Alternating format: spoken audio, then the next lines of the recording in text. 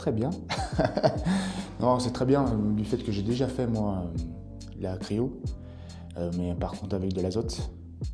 Et c'est vrai que le ressenti entre l'azote et le froid sec est totalement différent au niveau du corps, quoi. Surtout au niveau de la réaction du corps. Alors, c'était la première fois pour moi, c'était surprenant quand on rentre dans la salle. C'est 2 sas du coup. Et le premier sas, donc c'est 30 secondes pour prendre la température et prendre l'habitude. C'était bizarre comme sensation, c'était froid vraiment d'un coup. Et en fait, on s'habitue très vite à ce froid. Après, on passe sur la deuxième salle. Et là, c'est vraiment très froid. On a l'impression que c'est de l'air frais qui souffle tout le temps. Mais c'est une drôle de sensation, mais agréable.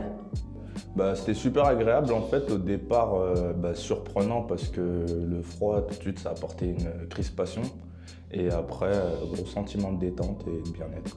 Eh ben déjà c'était surprenant, je m'attendais pas à ce type de froid.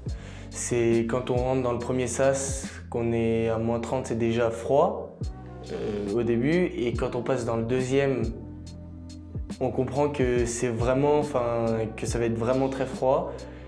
Sur je dirais même la première minute, c'est compliqué, on tremble énormément, et puis le corps il s'habitue et au final ça devient presque agréable à la fin.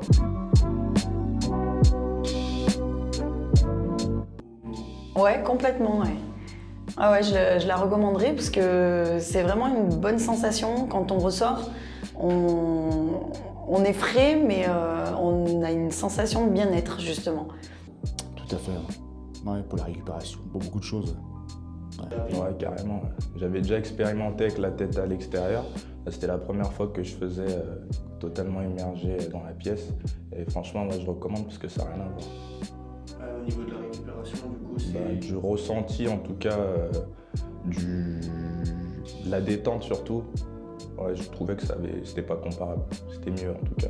Okay. Ouais. C'est nickel. Ok, parfait.